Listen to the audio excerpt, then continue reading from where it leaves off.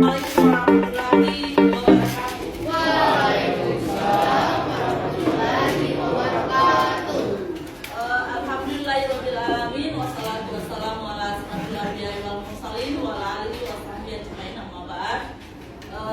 Baik anak-anak semua, sebelum kita melanjutkan pembelajaran hari ini, Ibu mau mengecek dulu kehadiran dan kondisi anak-anak pada kesempatan hari ini. Bagaimana kabarnya hari ini? Kakak kelasnya hadir? Bagaimana kakak kelasnya? Oke, baik, untuk kehadiran Ibu mau mengecek melalui wakil ketuanya. Ada ketuanya? Ibu lagi mau mengecek melalui sekretarisnya. Sekretarisnya hadir? Baik, sekretarisnya berapa teman-teman yang hadir pada hari ini? Ada yang sakit atau ada yang alfa? Ada yang sakit, Bu. Oke, berapa orang yang sakit? 2, Bu. Atas nama? Atas nama Ibu Maulana, Bu. Oke, kemudian yang alfa tanpa keterangan? Tidak ada, Bu. Tidak ada. Kemudian yang hadir? Yang hadir 32, Bu. Jamnya pasti, Bu. Oke, 32 orang. Baik, tepuk tangan dulu yang hadir pada hari ini.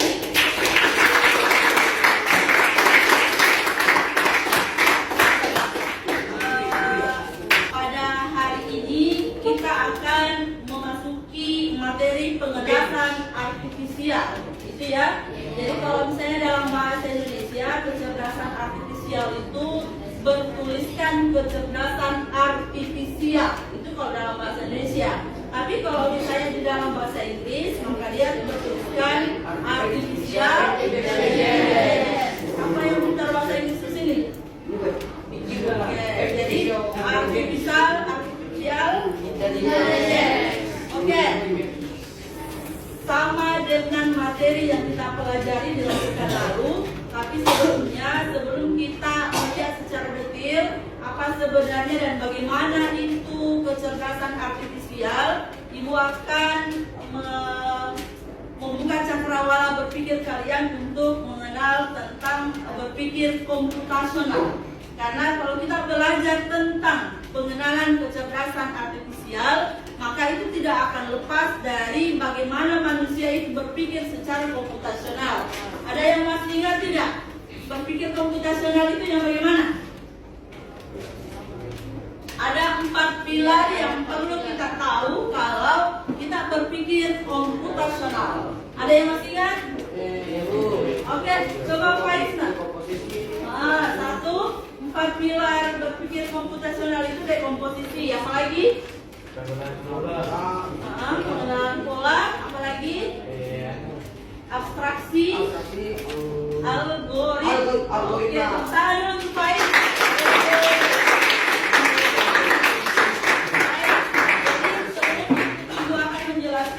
Pengenalan kecerdasan artifisial dalam hal ini, Ibu akan melihatkan dulu video yang akan Ibu putarkan. Silakan disimak dan dicerna baik-baik. Nonton konten info misalnya, akan muncul rekomendasi konten yang enggak jauh-jauh dari info juga. Bukan hanya di media sosial, rekomendasi musik atau film di aplikasi streaming, iklan produk pada e-commerce, rekomendasi dari virtual assistant seperti Google Assistant atau Siri juga menggunakan AI untuk mempelajari dan menyesuaikan dengan aktivitas yang biasa kalian lakukan. AI juga ada pada Google Maps untuk menganalisis rute yang paling cepat dan perkiraan waktu yang dibutuhkan. Pada game online, AI dipakai untuk mengendalikan permainan bot dan membuat karakter serta grafis permainan menjadi lebih hidup dan realistis. Lalu, apa itu AI? AI atau Artificial Intelligence atau kecerdasan buatan adalah sistem yang memungkinkan mesin atau komputer untuk berpikir, belajar, dan melakukan tugas seperti manusia. Istilah AI muncul pada tahun 1956 dalam konferensi Davos yang diinisiasi oleh John McCarthy, seorang ilmuwan komputer asal Amerika Serikat. Di antaranya ada 4 teknik dasar pada AI, yaitu searching, reasoning, planning, dan learning.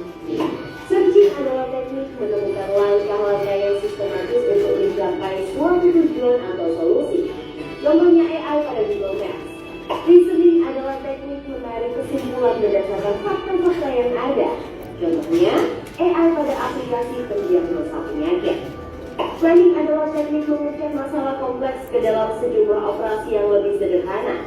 Contohnya, AI pada mesin perakitan kendaraan. Planning adalah teknik mengajarkan pola-pola data untuk memperoleh pengetahuan. Contohnya, AI pada sistem mobil tanpa pengemudi. Lalu, apa saja ya keunggulan menggunakan AI? AI dapat menyelesaikan tugas dengan cepat dan efisien sehingga dapat menghemat waktu dan sumber daya. AI dapat menganalisis data yang besar dan kompleks serta menemukan pola dan tren dari data tersebut. AI dapat bekerja secara konsisten dan mengurangi kemungkinan human error yang biasanya disebabkan oleh faktor kelelahan atau ketidaktelitian manusia. Selain itu, AI dapat bekerja 24 jam penuh, tidak seperti manusia yang terbatas. Sebaliknya, apa risiko menggunakan AI? AI membutuhkan data yang besar dan berkualitas tinggi untuk belajar dan beroperasi secara optimal. Kualitas data yang buruk dapat memunculkan hasil yang tidak akurat. Lalu, analisa atau rekomendasi yang diberikan oleh AI juga akan mengandung bias pada data yang diberikan kepadanya. Contohnya, jika data yang diberikan pada AI kebanyakan berasal dari pasien lelaki, maka analisa penyakit yang diberikan AI akan lebih sesuai untuk kondisi pasien laki-laki dibanding pasien perempuan. Selain itu, ada juga resiko keamanan privasi. AI dapat merekam informasi pribadi dan segala aktivitas di dunia online. Data-data tersebut dapat disalahgunakan untuk tindakan kejahatan. AI memberikan kemudahan dan dapat melakukan pekerjaan manusia. Namun, kemudahan ini dapat memicu sifat malas dan serba instan. Selain itu, orang bisa saja kehilangan pekerjaan karena digantikan oleh AI. Contohnya, pekerjaan customer service yang mulai digantikan dengan chatbot AI. Selain digunakan dalam kehidupan sehari-hari, AI juga dimanfaatkan dalam berbagai bidang. Di bidang kesehatan, AI dapat digunakan untuk membantu dokter membuat jadwal temu, mendiagnosis awal penyakit, dan merekomendasikan obat atau terapi tertentu. Di bidang keamanan, AI digunakan dalam kamera untuk mendeteksi adanya aktivitas yang mencurigakan. AI juga digunakan dalam keamanan cyber untuk mendeteksi serangan di dunia maya. Di bidang keuangan, AI digunakan untuk menganalisis tren pasar, memprediksi perubahan, dan mengelola resiko investasi. Oke, tepuk tangan dulu untuk videonya.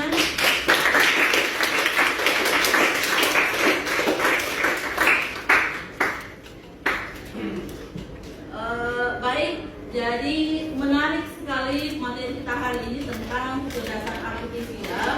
Nah, sekarang Ibu minta kepada anak-anak semua setelah melihat dan menyimak video yang Ibu putarkan tadi, kira-kira coba kita lihat bersama.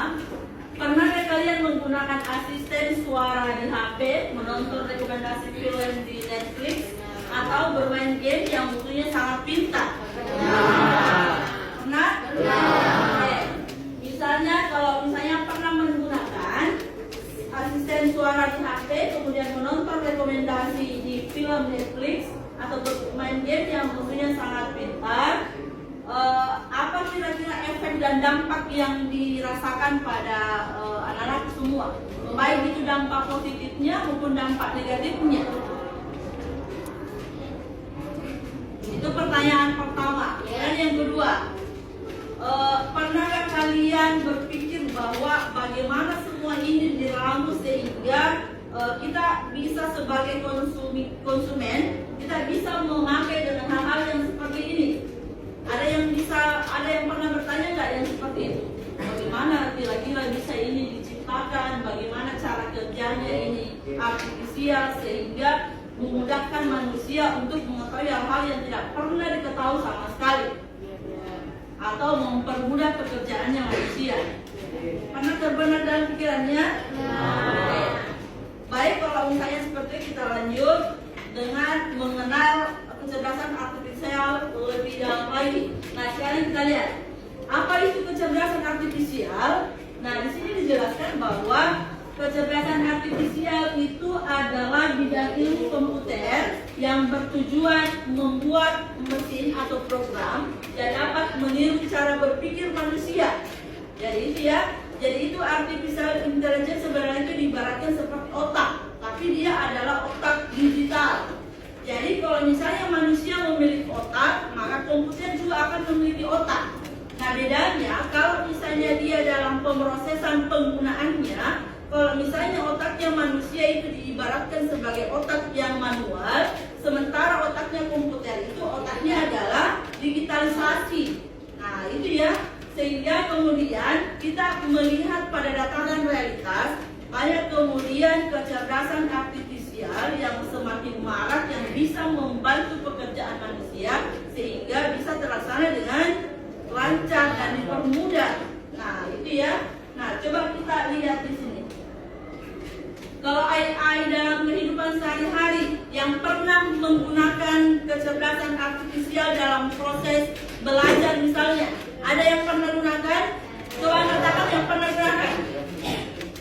Contohnya misalnya, coba Alif, kalau AI yang pernah digunakan dalam proses belajar, ataukah misalnya yang tempat lain, bukan dalam pendidikan, di bidang yang lain. Coba, kalau kita di dalam bidang pendidikan yang pernah digunakan kecerdasan artifisial, contohnya apa? ChatGPT. Selain ChatGPT apa lagi? Google. Ada yang lain kita? Meta AI. Coba Faiz. Google Gemini. Google Gemini. Coba Wildani. Siri. Itu dipergunakan untuk apa biasanya? Saya tidak. Oke. Jalan untuk apa?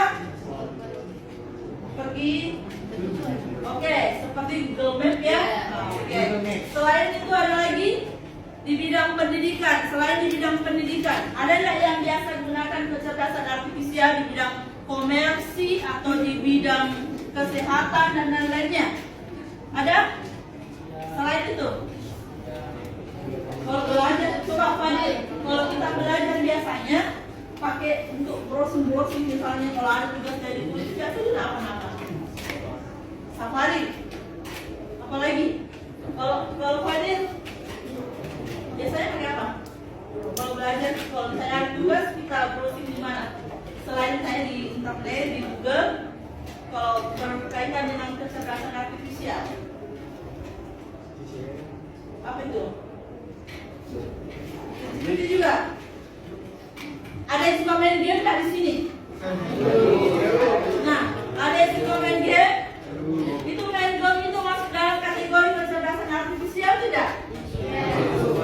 Bagi peserta didik maupun siapapun yang menggunakan itu harus memperhatikan dampak positifnya dan dampak negatifnya.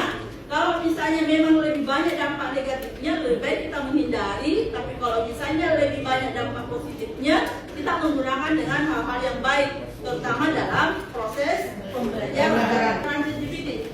Faiz lagi, Faiz berdiri dong. Ya, contohnya kayak cari jawaban kayak pertanyaan kayak soal matematika. Oke, contohnya. Contohnya kalau di foto jawab. Contohnya jawablah soal matematika di nomor 1 sampai 3. Itu kita ketik manual atau gambarnya yang kita masukkan di ChatGPT. Nah, ini ada gambarnya kayak sudah ditanya sudah Ditulis, oke. Oh, kirim. Tepuk tangan dulu. Ada yang bisa melanjutkan proses input, diproses, kemudian ada outputnya ChatGPT. Ada yang bisa nggak?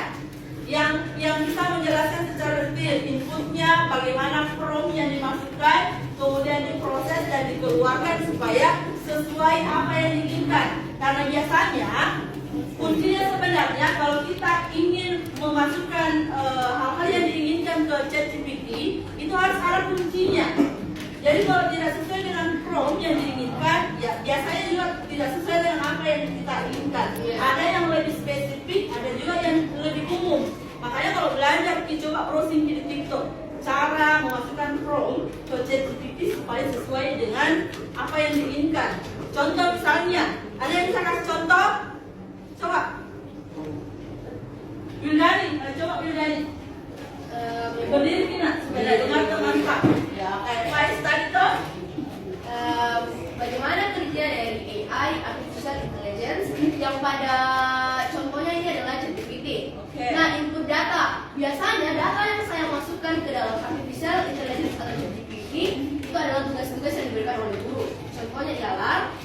baru-baru ini ada tugas merubah kalimat fakta menjadi kalimat opini. Saya menuliskan kalimat fakta tersebut, lalu saya tuliskan lagi di bawahnya, tolong dirubah menjadi kalimat opini. Jika saya tidak menuliskan seperti itu, maka jawaban yang akan keluar dari ChatGPT itu hanya penganalisis dari kalimat itu, bukan tidak dirubah menjadi kalimat opini. Oke, tepuk tangan dulu.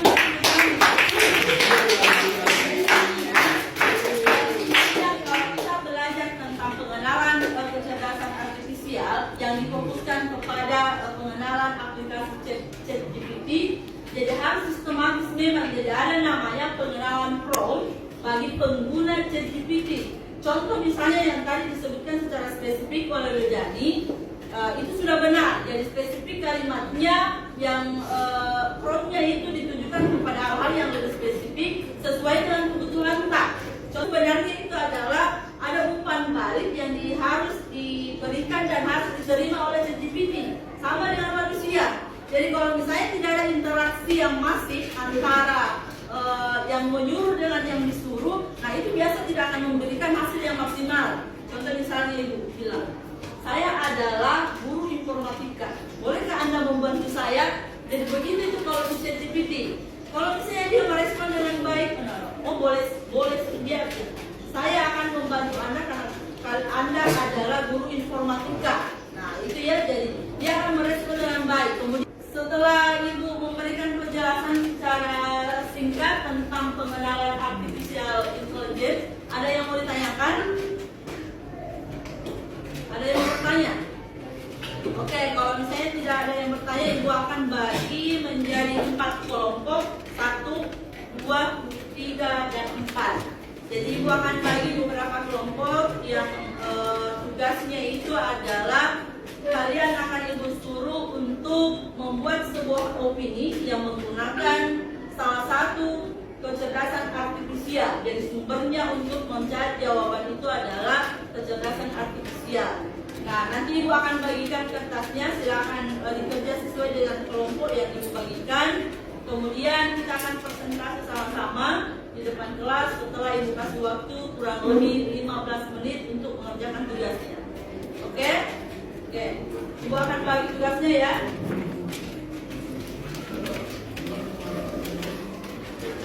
Ini silakan dibuka di komputernya. Kemudian Ibu akan bagi tugasnya sesuai dengan petunjuknya. Ini kertasnya, kemudian dikerja di bukunya masing-masing. Kemudian untuk kecerdasan artifisialnya silakan dibuka sesuai dengan yang digunakan dalam sehari-hari dalam proses pembelajaran. Oke. Sudah? Oke, kelompok ini dulu lah, yang satu. Masing-masing kelompoknya yang mau keluar.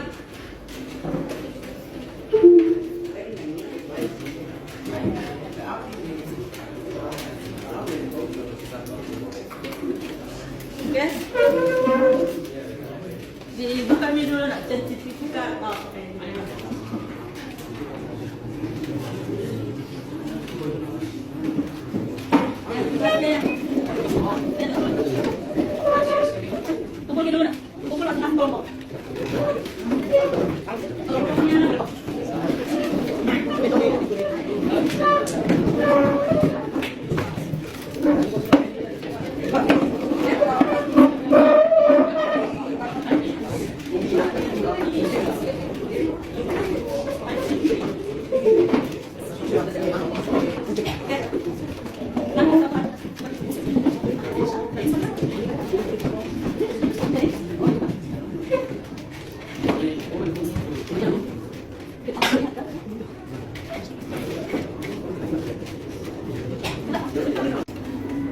Baik, untuk kesempatan pertama Ibu berikan kepada kelompok 2 untuk mempresentasikan hasil diskusi dari kelompoknya.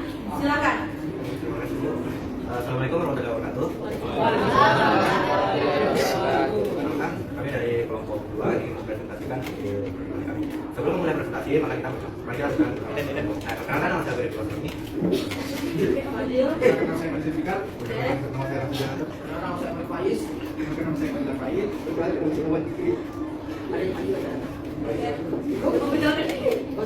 Perkenalkan, nama saya Fajar Aditya. Kamu jelaskan. Apa sih ini? Ya, ini Baik, Ibu akan persilakan kepada kelompok 4 mempresentasikan materi yang akan didiskusikan setelah bentuk beberapa personel yang ada di dalam. Waktu dan tempat dipersilakan kepada kelompok 4. Assalamualaikum warahmatullahi wabarakatuh.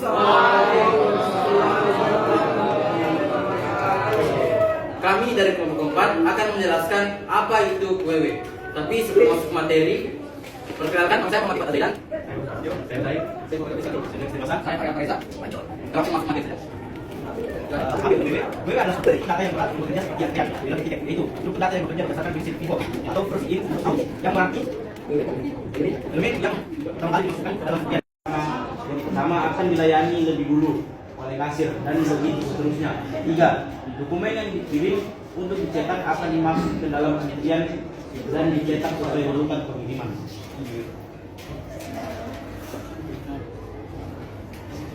Baik, saya persilahkan kepada Abi. Silakan bertanya. Baik, terima kasih atas kesempatan yang diberikan. Jika sebuah QA digunakan untuk mengatur antrian proses dalam sistem operasi, bagaimana dampaknya terhadap kinerja sistem jika setiap elemen antrian membutuhkan waktu pemrosesan yang berbeda-beda? Dan bagaimana cara meminimalkan waktu tunggu rata-rata tanpa melanggar prinsip pivot? Terima kasih.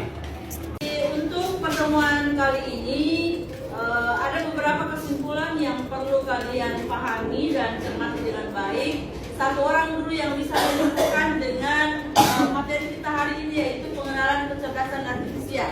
Siapa yang bisa simpulkan? Ya, oke. Berdiri dulu. Ya. Baik, kesimpulan dari materi yang disampaikan oleh Dewi Suryati ialah artificial intelligence atau kecerdasan komputer atau otak digital dari komputer itu mempunyai manfaat yang baik bagi manusia. Namun, di balik manfaat-manfaat yang baik itu juga ada dampak negatifnya.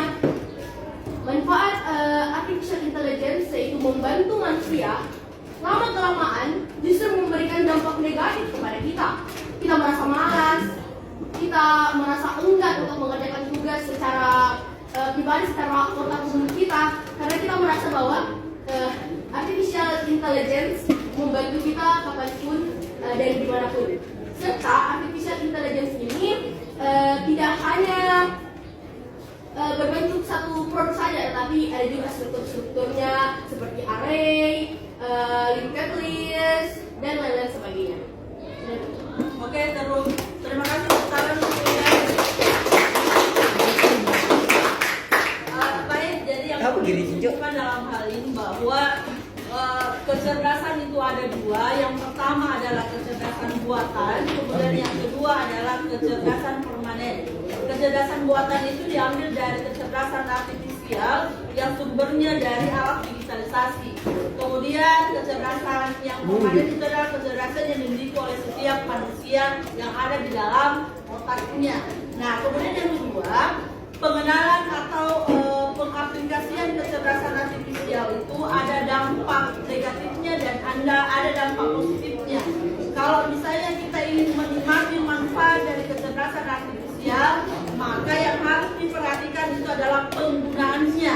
Kalau misalnya kita menyalahgunakan penggunaan kecerdasan artifisial, maka yang akan kita rasakan dan kita temui itu adalah dampak negatifnya. Tapi kalau misalnya kita menggunakan kecerdasan artifisial dalam hal-hal positif, maka itu akan berdampak positif buat kita semuanya, terutama dalam bidang pendidikan.